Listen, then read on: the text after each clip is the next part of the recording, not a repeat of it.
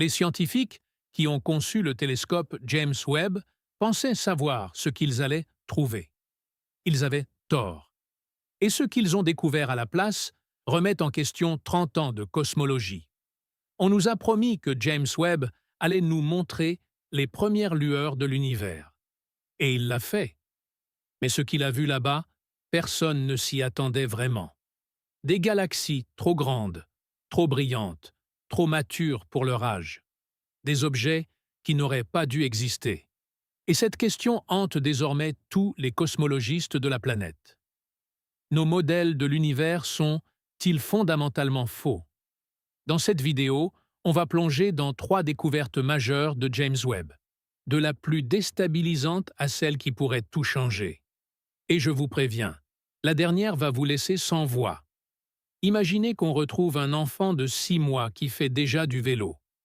Pas avec des petites roues, mais avec un vélo normal. C'est exactement ce que James Webb a trouvé, mais à l'échelle cosmique. Pendant des décennies, les astronomes avaient un modèle clair de la formation des galaxies. Au début, juste après le Big Bang, l'univers était un immense brouillard d'hydrogène. Les premières structures se forment lentement, modestement.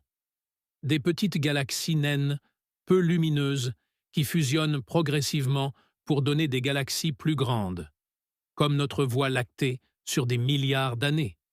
C'était le plan. C'était le modèle standard. Puis James Webb a pointé ses miroirs vers les confins de l'univers.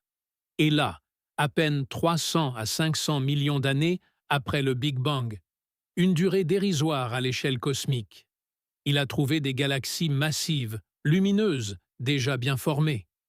Certaines contiennent autant d'étoiles que notre Voie lactée. D'autres sont même plus grandes. Les astronomes les ont surnommées les Universe Breakers, littéralement les briseurs d'univers. Ces galaxies n'auraient pas eu le temps de se former selon nos modèles. Pas assez de matière disponible, pas assez de temps. Pourtant, elles sont là, confirmées par la spectroscopie. La technique qui permet de mesurer avec précision la distance et la composition d'un objet céleste. Elles sont réelles. Et leur existence force les cosmologistes à revoir leurs copies sur la vitesse à laquelle l'univers peut construire des structures. Et si vous pensez que c'est déstabilisant, attendez de voir ce que James Webb a trouvé à l'intérieur de ces galaxies. On savait que ces galaxies étaient trop grosses. Mais James Webb a révélé quelque chose d'encore plus troublant. Elles contiennent des éléments qui n'auraient pas dû être là. Du carbone, de l'oxygène, des éléments lourds qui, selon notre compréhension de la physique stellaire, nécessitent plusieurs générations d'étoiles pour être fabriquées. Une étoile naît, brûle son hydrogène, explose en supernova, et ses cendres enrichissent le milieu interstellaire d'éléments lourds. Ce cycle prend des centaines de millions, parfois des milliards d'années. Pourtant, ces galaxies primordiales en sont déjà remplies, alors que l'univers n'avait que quelques centaines de millions d'années.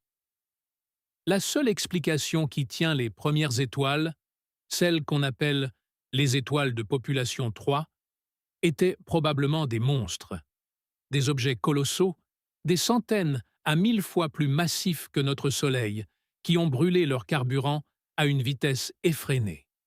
Quelques millions d'années seulement avant d'exploser et d'inonder l'univers d'éléments lourds. Ces étoiles géantes auraient aussi joué un rôle clé dans la réionisation.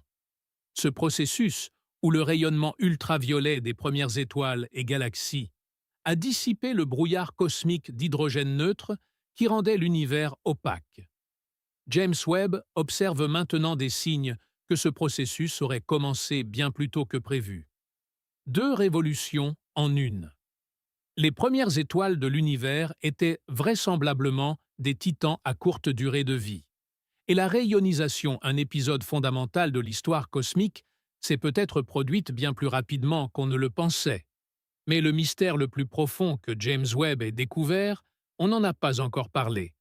Et celui-là va vous faire réfléchir à la nature même des trous noirs. Parmi toutes les découvertes de James Webb, il en est une qui rend les astrophysiciens particulièrement nerveux. Il les appelle les Little Red Dots, les petits points rouges. Et ce surnom presque mignon cache l'un des problèmes les plus sérieux de toute la cosmologie moderne. Des points minuscules, compacts, rouges. Une luminosité intense concentrée dans une zone infime. La première hypothèse est qu'il s'agit d'une galaxie en pleine explosion de formation stellaire, où des milliers d'étoiles naissent simultanément. Ça expliquerait la luminosité et la compacité. Mais la spectroscopie a révélé autre chose. Pas une starburst, mais la signature d'un noyau actif de galaxie, ce qui veut dire qu'une seule chose. Un trou noir supermassif en train de dévorer de la matière à vitesse vertigineuse. Un trou noir classique pèse quelques dizaines de masses solaires. Un supermassif comme celui au centre de notre Voie lactée en pèse 4 millions. Pour passer de l'un à l'autre, il faut avaler de la matière progressivement, pendant des centaines de millions, voire des milliards d'années. Et il y a une limite physique à cette vitesse, la limite d'Eddington. Au-delà d'un certain rythme d'accrétion, la pression de radiation repousse la matière entrante. Le trou noir ne peut tout simplement pas manger plus vite. Or, les Little Red Dots existent à peine 300 à 700 millions d'années après le Big Bang. Pour être déjà supermassifs à cet âge-là, leurs graines de départ auraient dû peser des dizaines de milliers de masses solaires dès la naissance. Et ça, nos modèles ne savent pas l'expliquer. Face à ce mystère, 3 pistes s'affrontent et aucune ne fait encore l'unanimité. La première est l'effondrement direct. Dans les conditions extrêmes de l'univers primitif, certains nuages de gaz auraient pu s'effondrer directement en trous noirs massifs, sans passer par la case étoile. D'un coup, des dizaines de milliers de masses solaires. Ça résoudrait le problème, mais personne n'en a jamais observé. La deuxième est la croissance super-Eddington. Et si la limite d'Eddington n'était pas aussi absolue qu'on le pense? Certains modèles suggèrent que dans des conditions extrêmes, un trou noir pourrait traverser de courtes crises de boulimie et grossir bien plus vite que prévu. La troisième est la plus spéculative. Elle implique la matière noire. Dans l'univers primitif, elle s'est effondrée en premier, pour former des halos gravitationnels invisibles, autour desquels la matière ordinaire s'est agrégée. Si ces halos se sont formés plus vite et plus denses que prévu, ils auraient pu accélérer considérablement la naissance des trous noirs. Certains Little Red Dots semblent d'ailleurs se situer exactement au cœur de tels halos. Voilà maintenant la question qui se pose concrètement aux cosmologistes. Est-ce que les Little Red Dots sont les ancêtres des trous noirs supermassifs que l'on trouve aujourd'hui au cœur de toutes les grandes galaxies, y compris la nôtre? Si oui, alors l'histoire que nous racontons sur la coévolution des galaxies et de leurs trous noirs centraux doit être entièrement réécrite. Pendant longtemps, on pensait que les trous noirs grandissaient avec leurs galaxies en symbiose sur des milliards d'années. Les Little Red Dots suggèrent que les trous noirs auraient pu prendre une longueur d'avance considérable, devenir déjà géants avant même que leur galaxie hôte n'ait vraiment pris forme. Et il y a un autre détail troublant que les astronomes ont noté sur certains de ces objets. Leur luminosité fluctue, pas de façon aléatoire, de façon structurée, sur des périodes de quelques heures à quelques jours. C'est une caractéristique typique des quasars, et ça confirme qu'on est bien en présence d'un trou noir actif, pas d'un feu d'artifice stellaire. Mais ça soulève une autre question. Si ces objets sont aussi lumineux, pourquoi ne les avait-on jamais vus avant James Webb? La réponse est simple. Hubble ne pouvait pas les voir. Ces objets sont si lointains que leur lumière, étirée par l'expansion de l'univers, est décalée vers l'infrarouge. Exactement la longueur d'onde que James Webb est conçu pour détecter et qu'Hubble est aveugle à voir. Ces objets étaient là depuis le début. On n'avait tout simplement pas les yeux pour les regarder. Les Little Red Dots sont peut-être la découverte la plus dérangeante de James Webb. Parce qu'ils ne posent pas une question cosmétique. Ils posent une question fondamentale sur la mécanique même de la formation des structures dans l'univers. Comment les trous noirs les plus massifs qui existent se sont-ils formés si vite? Par effondrement direct? Par accrétion ultra rapide? Grâce à la matière noire? Toutes ces pistes sont ouvertes, mais aucune n'est résolue. Et c'est précisément pour ça que cette découverte n'est pas une bonne nouvelle. Pas parce qu'elle est dangereuse, mais parce qu'elle révèle l'étendue de ce que nous ne comprenons pas encore.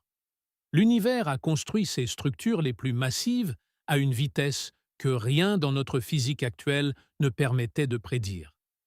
James Webb nous a donné la question. La réponse, elle, reste à écrire. James Webb observe des galaxies vieilles de 13,4 milliards d'années. Il voit des trous noirs nés dans les premiers instants du cosmos. Il capte la lumière d'étoiles qui ont cessé de briller des milliards d'années avant que notre Soleil n'existe. Et à chaque nouvelle image, il nous rappelle la même chose. L'univers ne s'est pas développé comme on le pensait. Il est allé plus vite, plus fort, plus tôt. Les premières galaxies étaient déjà massives. Les premiers trous noirs étaient déjà géants.